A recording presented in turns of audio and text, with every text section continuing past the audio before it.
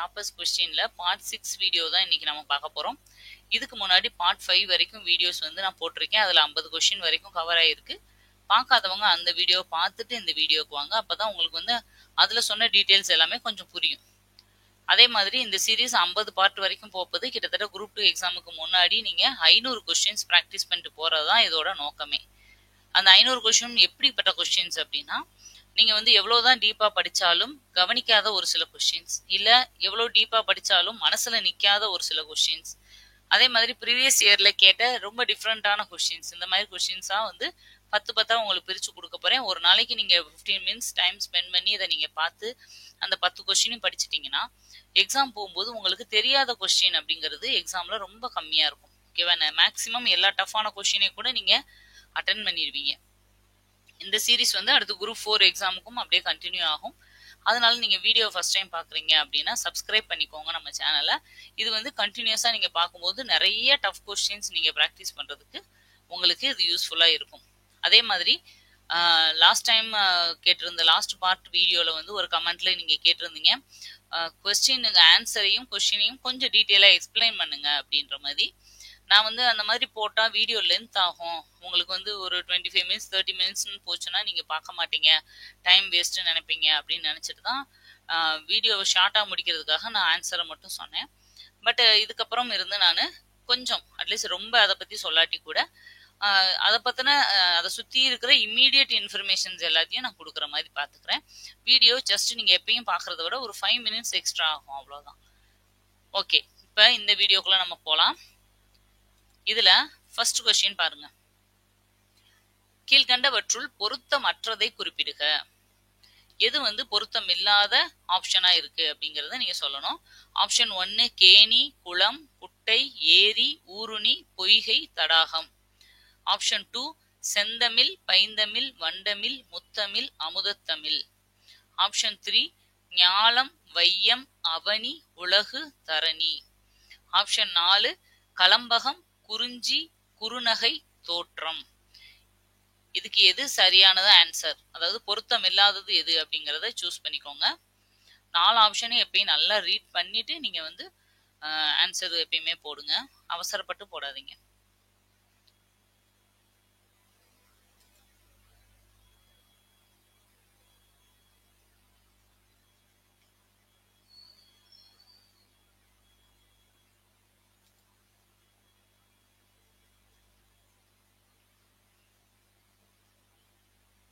Okay, இதுக்கான answer என்னன்னு பார்க்கலாம்.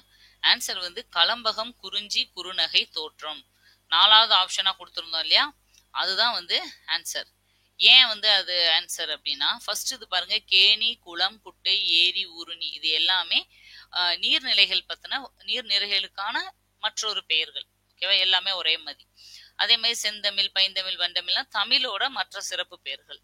ஞாலம், வையம், அவனி, உலகு, தரணி எல்லாமே உலகத்துக்கான, ஓகேவா, அந்த வேர்ல்டு எர்த் அதுக்கான தமிழ் அர்த்தங்கள். ஆனா 4வது ஆப்ஷனா இருக்கிற கலம்பகம், குறிஞ்சி, குறுநகை, தோற்றம்ன்றது ஒவ்வொன்றும் ஒவ்வொரு அர்த்தத்துல இருக்கு, ஒண்ணுக்கு ஒண்ணு தொடர்பில்லாததா இருக்கு, வேற ஏதோ ஒரு இதையும் காமனா குறிக்கிற மாதிரியும் இல்ல. அதனால இந்த 4வது ஆப்ஷன் தான் தவறானது. இது எதுல கேட்ட கொஸ்டின் அப்படின்னா 2014 குரூப் 2A கொஸ்டின் பேப்பர்ல கேட்ட ஒரு தமிழ் கொஸ்டின் தான் இது. ஓகே, நெக்ஸ்ட் கொஸ்டின் போலாம். பே என்னும் ஓரெழுத்து ஒரு மொழியின் பொருளுடன் பொருந்தாதது எது? ஆப்ஷன் 1 மேகம், ஆப்ஷன் 2 நுரை, ஆப்ஷன் 3 உயரம், ஆப்ஷன் 4 அழகு. இது எது பே அப்படிங்கிற ஓரெழுத்து ஒரு மொழியோட மீனிங்கோட சேராதது, தப்பா இருக்கிறது எது? நான் ஆல்ரெடி சொல்லியிருப்பேன், நன்னூலார் எழுதின 42 இது மட்டும் நீங்க தெரிஞ்சுக்கணும்னு அவசியம் இல்லை. அவங்க ஓரெழுத்து ஒரு மொழின்னு தான் கொடுத்துருக்காங்க. அதனால நிறைய ஓரெழுத்து ஒரு மொழிகள் இருக்கு, 60-65 கிட்டே இருக்கு. நம்மளோட சேனல்ல நான் நடத்தும் போதே அப்படிதான் கொடுத்து எக்ஸ்ட்ரா இருக்கிற எல்லா ஓரெழுத்து ஒரு மொழியும் நான் கொடுத்துருக்கேன். சரியா? அதனால பிளேலிஸ்ட்ல போய் சேனல்ல அந்த தலைப்புல நீங்க நோட்ஸ் எடுத்து வச்சுக்கோங்க, நீங்க எக்ஸ்ட்ராவா நிறைய தெரிஞ்சிருக்கணும். ஓகே, இதுக்கான ஆன்சர் என்ன அப்படின்னா உயரம் அப்படிங்கிறது தான் தவறானது. ஏன் அப்படின்னா மத்த 3மே நம்மளுக்கு வந்து பே அப்படிங்கிறதுக்கான மீனிங் தான். அதாவது மேகம், நுரை, அழகு, இந்த 3மே பே அப்படிங்கிற ஓரெழுத்து ஒரு மொழியோட பொருள் தான். ஆனா உயரம் அப்படிங்கிறது மட்டும் எந்த ஓரெழுத்து ஒரு மொழியோட மீனிங் அப்படின்னா மீ. மீனா மேலேன்னு படிச்சிருப்பீங்க மீ மிஸ்ஸை அப்படியெல்லாம். மீனா மேலே. மீக்கே 3 அர்த்தம் இருக்கு. மேலே, ஆகாயம், உயரம். இந்த 3மே மீ. பேவுக்கு மேகம், நுரை, அழகு. ஓகேவா? அப்ப மீனிங் உங்களுக்கு ஏன் உயரம்ன்றது தப்பா இருக்குன்றது புரிஞ்சிருக்கும். ஓரெழுத்து ஒரு மொழின்ற தலைப்புல கீழே தான் இந்த கொஸ்டின் வருது. 3rd கொஸ்டின் பாருங்க. தொழிலாளன் என்னும் பத்திரிகையை வெளியிட்டவர் யார்? தொழிலாளன் அப்படிங்கிற பத்திரிகைய வெளியிட்டு அதாவது நடத்தினவர் யாரு அப்படிங்கறதுதான் கொஸ்டின். இதுக்கு ஆப்ஷன் 1 சிங்காரவேலர், 2 ராமலிங்கர், 3 நடேசனார், 4 இவர்கள் அனைவரும். 3 பேரும் சேர்ந்து நடத்தினாங்களா? எது ஆன்சர் கரெக்ட் அப்படிங்கறத கெஸ் பண்ணி வச்சுக்கோங்க.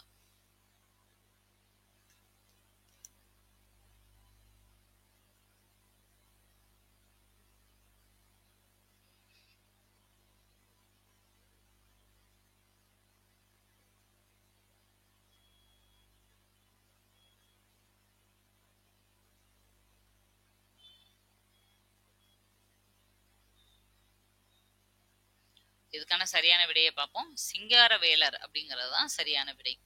சிங்காரவேலர் ஆல்ரெடி உங்களுக்கு தெரிஞ்சிருக்கும். 1923ல முதலா மே தினம், அதாவது மே 1 தொழிலாளர் தினம் கொண்டாடினவர் இவர் தான். அதுல இருந்துதான் இப்ப வரைக்கும் நம்ம மே 1 கவர்மெண்ட் ஹாலிடே விட்டுட்டு நம்ம அதை கொண்டாடிட்டு இருக்கோம், உழைப்பாளர் தினம் சொல்லி. ஓகேவா? அப்போ அந்த இதை ஆரம்பிச்சுட்டு அதே பேர்ல தொழிலாளர்கள் தினம் மாதிரி தொழிலாளன் அப்படிங்கிற பத்திரிகையும் நடத்தினவர் சிங்காரவேலர் தான். அப்ப 2 இன்ஃபர்மேஷன். 1923ல இருந்து மே டேவை கொண்டாடுறது யாரு அப்படின்னா சிங்காரவேலர். அதே மாதிரி தொழிலாளன்ற பத்திரிகையை கொண்டு வந்தவரும் சிங்காரவேலர் தான். இது எந்த பாடத்துல இருந்து எடுக்கப்பட்டுச்சு அப்படின்னா தமிழகத்தின் சமூக பொருளாதார வளர்ச்சிக்கு சமூக மறுமலர்ச்சி இயக்கங்களின் பங்களிப்பு அப்படிங்கிற லெசன்ல இருந்து எடுத்த கொஸ்டின். 4th கொஸ்டின் பாருங்க.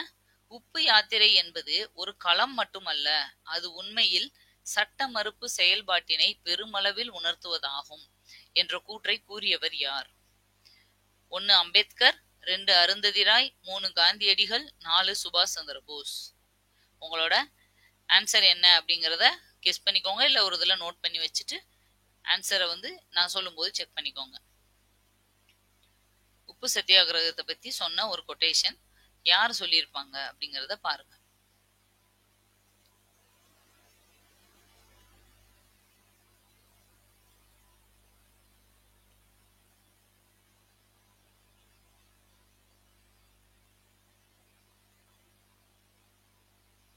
ஓகே, இதுக்கான ஆன்சர் பார்ப்போம். மோஸ்ட்லி நீங்க அம்பேத்கர், காந்தி, சுபாஷ் சந்திர போஸ் இருக்கலாம், அருந்ததி ராயா கண்டிப்பா இருக்காதுன்னு நினைச்சிருப்பீங்க. பட் அதுதான் சரியான விடை. தமிழகத்தில் அரசியல் வளர்ச்சி அப்படிங்கிற புக்ல ஒரு பாக்ஸ்ல இந்த கண்டென்ட் கொடுத்திருப்பாங்க. அருந்ததி ராய் அப்படிங்கிறவங்க பேரரசிற்கான ஒரு சாமானியனின் வழிகாட்டி அப்படிங்கிற புத்தகத்துல ஒரு பர்டிகுலர் பக்கம் பேஜ் நம்பரோட கொடுத்திருப்பாங்க. அந்த பக்கத்துல சொன்ன ஒரு கொட்டேஷன் தான் இது. அந்த புத்தகமே இவங்களோடதா அப்படிங்கறது எனக்கு தெரியாது. பட் அந்த புத்தகத்துல சொன்ன ஒரு கொட்டேஷன் அருந்ததி ராய் சொன்னது அப்படிங்கிறது புக்ல இருக்கும். இதை நல்லா பாத்துக்கோங்க. நெக்ஸ்ட் கொஸ்டின் போலாம். சொல்லுக்கு அழுத்தம் தரும் உயிர் எழுத்து எது? ஆப்ஷன் 1 ஆ, ஆப்ஷன் 2 ஊ, ஆப்ஷன் 3 ஐ, ஆப்ஷன் 4 ஏ. இதுல எது சரியான விடை அப்படிங்கறத கெஸ் பண்ணிக்கோங்க. முத கொஸ்டின் நல்லா புரிஞ்சுங்க. ஒரு வார்த்தை, ஒவ்வொரு வேர்டுக்கும் ஒரு பர்டிகுலர் வேர்டை அழுத்தமா சொல்லணும் அப்படின்னா இதுல எந்த வார்த்தையை பயன்படுத்துவோம், எந்த எழுத்தை சேர்த்து சொல்லுவோம்?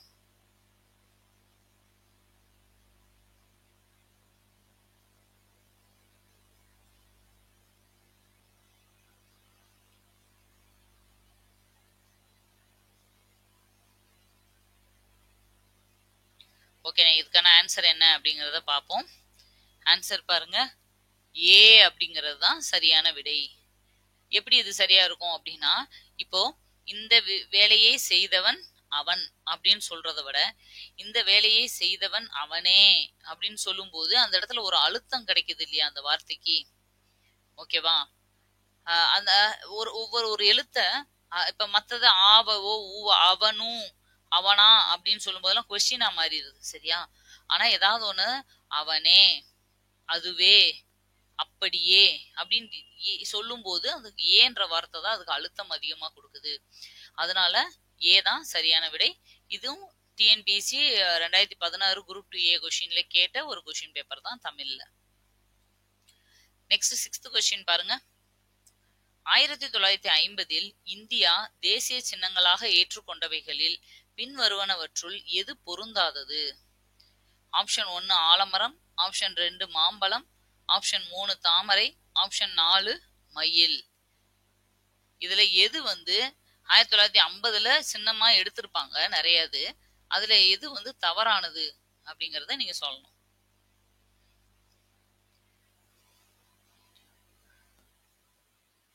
சிக்ஸ்த் சிவிக்ஸ் லெசன்ல இருக்கிற தேசிய சின்னங்கள்ன்ற லெசன்ல இருக்கிற எல்லா பாயிண்ட்ஸுமே ரொம்ப முக்கியம். வருஷம் வருஷம் அதுல இருந்து ஒரு கொஸ்டினாவது கேட்டுறாங்க. அதனால நீங்க நல்லா தெளிவா தெரிஞ்சுக்கோங்க. ஓகே, இதுக்கான சரியான விடை என்ன அப்படின்னு பாத்திரலாம். மயில் அப்படிங்கிறது தான் தவறானது. அப்ப மயில் தேசிய பறவை கிடையாதானா? மயில் தான் தேசிய பறவை. ஆனா எடுத்த வருஷம் 50 கிடையாது. ஆலமரம், தாமரை, மாம்பழம் இந்த 3 தான் 1950. நான் கூட இதுக்கு எல்லாத்துக்கும் ஷார்ட்கட் உங்களுக்கு போட்டிருக்கேன். நம்ம சேனல்ல இந்த லெசன் தலைப்போட என்னோட ஹேண்ட் ரிட்டன் நோட்ஸோட இருக்கும். நீங்க பார்க்காதவங்க அதுல பார்த்து படிச்சுக்கோங்க. ஆமா தா, ஆமா தா அப்படின்னு சொன்ன மாதிரி. ஓகேவா? 1950 50 ரூபாயா அப்படின்னா ஆமா தா அப்படின்னு கேக்குற மாதிரி. ஆலமரம், மாம்பழம், தானா தாமரை அந்த மாதிரி. அதே மாதிரி மயில் 63. ஓகேவா? புலி 73, கங்கை ஆறு 2008, யானை 2010, ஆற்று ஓங்கிலும் 2010 தான். லாக்டோபேசிலஸ் அப்படிங்கிற பாக்டீரியா 2012. ஓகேவா? இது எல்லாமே அந்த ஸ்கூல்ல கொடுத்துருப்பாங்க, புக்ல 6th ஸ்டாண்டர்ட் புக்ல இருக்கும், செக் பண்ணிக்கோங்க. ஓகே, நெக்ஸ்ட் கொஸ்டின் போலாம். 7th கொஸ்டின் பாருங்க. மான்சூன் என்ற சொல்லானது மௌசம் என்ற டேஸ் சொல்லிலிருந்து பெறப்பட்டது ஆகும். ஆப்ஷன் 1 லத்தீன் சொல், ஆப்ஷன் 2 உருது சொல், ஆப்ஷன் 3 கிரேக்க சொல், ஆப்ஷன் 4 அரேபிய சொல். ஆன்சர் என்னன்னு கெஸ் பண்ணிக்கோங்க. மான்சூன் அப்படிங்கிற வார்த்தை மௌசம் அப்படிங்கிற வார்த்தையில இருந்து வந்ததுதான் அப்படின்னு உங்களுக்கு தெரிஞ்சிருக்கும். இதுக்கான அர்த்தம் என்னன்னு கூட நீங்க தெரிஞ்சிருக்கும். பட் எந்த மொழி சொல்ன்றத கொஞ்சம் டீப்பா கவனிக்காம விட்டுருக்கிறதுக்கு சான்சஸ் நிறைய இருக்கு. அதனாலதான் இதை எடுத்துட்டு வந்தேன்.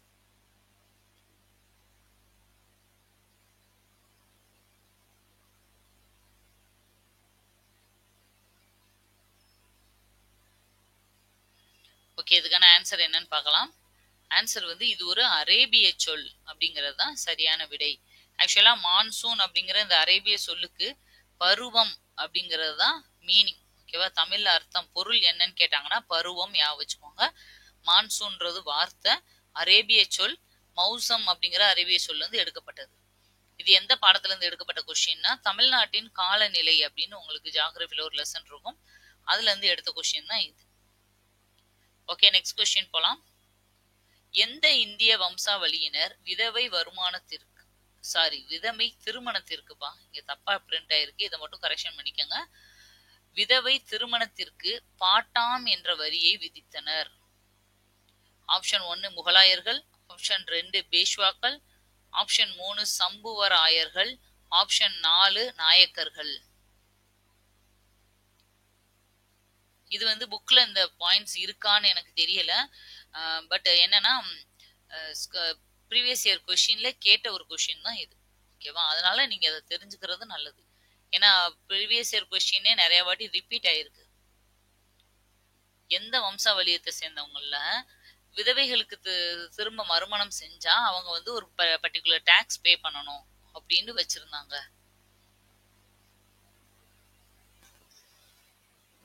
ஓகே, இதுக்கான ஆன்சர் என்னன்னு பார்க்கலாம். பேஷ்வாக்கள். மராத்தியர்கள்ல நீங்க படிச்சிருப்பீங்க, அவங்களுக்கு அடுத்து பேஷ்வாக்கள் தான் அந்த வம்சத்தை கொண்டுட்டு போவாங்க. ஓகேவா? அந்த மராத்திய ஆட்சியை வழி நடத்தியிருப்பாங்க. அந்த பேஷ்வாக்கள் ஆட்சியில தான் இந்த மாதிரி விதவைகள் மறுமணம் பண்ணணும்னா அவங்களுக்கு ஒரு டாக்ஸ் பே பண்ணணும் கவர்மெண்ட். அந்த மாதிரி சிஸ்டம் வச்சிருந்திருக்காங்க. அதுக்கு பேரு பாட்டாம். ரெண்டுமே தெரிஞ்சுக்கோங்க. ஓகே, நெக்ஸ்ட் கொஸ்டின் போலாம். 9th கொஸ்டின் பாருங்க. பணிக்கான படிப்பு என்ற ஆய்விற்காக 2010ஆம் ஆண்டின் பொருளாதாரத்திற்கான நோபல் பரிசை பெற்றது யார்? Option 1 Peter Diamond, option 2 Dale Mortensen, option 3 Christopher Pissarides, option 4 மூவரும் 3 பேரும். இப்போ இந்த 3 பேர்ல யாரு அந்த எக்கனாமிக்ஸ் பொருளாதாரத்துக்கான பரிசை வாங்கினாங்க அப்படிங்கறத சொல்லுங்க.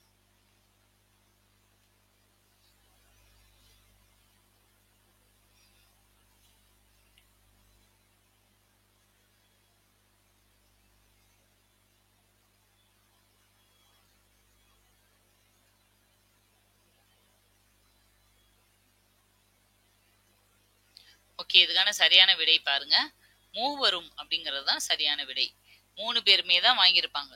இவங்க அந்த பணிக்கான படிப்பு ஜாப் ஸ்டடி அப்படிங்கிற பேர்ல ஒரு ரிசர்ச் பண்ணியிருப்பாங்க. அதனால இவங்க உருவாக்குன இந்த கோட்பாட்டுக்கு என்ன பேருனா டிஎம்பி அப்படிங்கிற பேரு. அதாவது 3 பேரோட பேரும் டபுள் நேமா இருக்கு இல்லையா, அந்த 2வது லெட்டர்ஸ பாருங்க. ஃபர்ஸ்ட் பீட்டர் டைமண்ட்ல டைமண்ட் டி, டேல் மார்டின்ல மார்டின் எம், கிறிஸ்டோபர் பிசாரிட்ஸ்ல பி. 2வது லெட்டர், அதாவது 2 வேர்ட்ல 2வது வேர்ட்ல இருக்க ஃபர்ஸ்ட் லெட்டரை மட்டும் எடுத்துக்கோங்க. டிஎம்பி அப்படிங்கிற பேர்ல இந்த கோட்பாட்டுக்கு அவங்க பேர் வச்சிருக்காங்க. டிஎம்பி முறை அப்படின்னாலும் பணிக்கான படிப்பு ஜாப் ஸ்டடி என்ன சொன்னாலும் எல்லாமே ஒண்ணுதான். 2010ல பொருளாதாரத்துக்காக நோபல் பரிசு வாங்கினவங்க தான் இது. அந்த முறைக்கு பேரு டிஎம்பி முறை. இது நம்ம எக்கனாமிக்ஸ்ல ஊரக பொருளாதாரம்னு ஒரு லெசன் இருக்கு, அதுல இருந்து எடுக்கப்பட்ட ஒரு கொஸ்டின் தான். நெக்ஸ்ட் கொஸ்டின் பாருங்க, 10th கொஸ்டின். உயிரினங்களுக்கும் அவற்றின் சூழலுக்கும் இடையேயான பரஸ்பர உறவு பற்றிய படிப்பே சூழ்நிலையியல் எனப்படுகிறது என கூறியவர் யார்? Option 1 Michael Faraday, option 2 Ernst Haeckel, option 3 William Jones, option 4 Robert Christ. இதுல யாரு இந்த கொட்டேஷனை சொன்னாங்க? இது ஒரு சயின்ஸ் கொஸ்டின். இந்த கொட்டேஷன் யாரு சொன்னாங்க அப்படிங்கறத சொல்லுங்க.